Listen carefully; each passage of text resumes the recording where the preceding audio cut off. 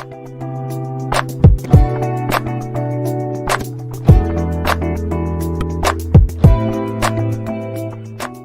so the basic principle, I just want to answer three basic questions. When, why, and how. Okay. The other positive characteristic of WTO is resettlement.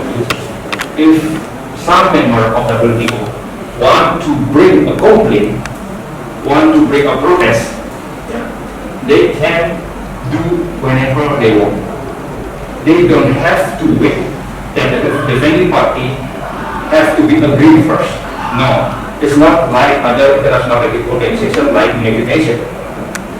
The WTO, once Indonesia doesn't like with what Malaysia did in terms of cut oil, regardless the response of Malaysia, Indonesia can directly raise a complaint, raise a consultation process under the WTO.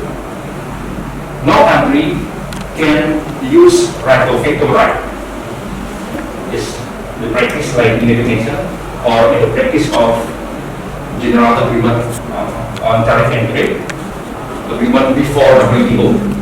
When Indonesia complained about Malaysia trade policy, and if Malaysia doesn't agree, then we can't continue to bring our process because they practice like a veto right in Indonesia. But under the WTO, whenever a WTO member has a complaint against another WTO member, it can invoke dispute settlement without needing approval of the defendant. That's the main difference of dispute settlement under WTO compared to dispute settlement under other international organizations. So I just want to remind you guys that talking about WTO member, we have to remember that becoming member of WTO don't have to be a state. They just live like a custom territory as long as they have like a full autonomy to conduct their external commercial relations. That's why you can check from the WTO website that a country like Hong Kong and Taiwan also become a member of WTO, and they can bring a case whenever their international economic relation or interest have been damaged by other countries. So this is the first basic principle. Okay, the next one is about answering the question why we have to bring the case before the WTO. So there are some articles explaining about the standing of WTO member to bring a case, and you can imagine, you can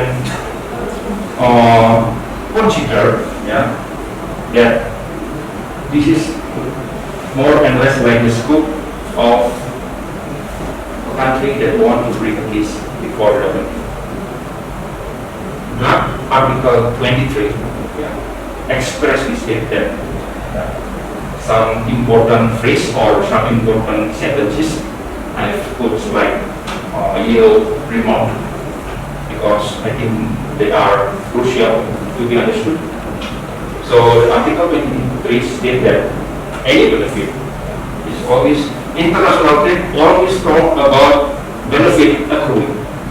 When the benefit of one particular country is damaged by trade policy from other WTO member, they can bring the case to the WTO. So the benefit is one of the keywords to understand why some particular country want to be a party in the WTO. I have a good example. When there is a consultation about the existence of any other situation in which the United States is considering to sue China because China imposed restrictive measures in social media. You can, if you have relatives, if you have friends in China, you can imagine whether they still have a Facebook in China, they still have Twitter in China, or the government develop similar type of Facebook, similar type of Twitter, but with full control. That is happening in China right now. So I don't remember exactly the name of social media, but I think it's like a Weibo or something like that. So if you have friends, you want to get connect with your friend in China, then you have to install that kind of application. And this can be classified of any other situation. Why? Why the United States care about this issue? Of course, the United States care of this issue because the founder of Facebook is from America.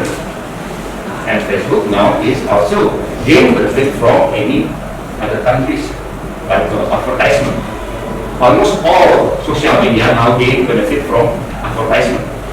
When the Facebook get restricted in China, there will be any potential economic impact for the US.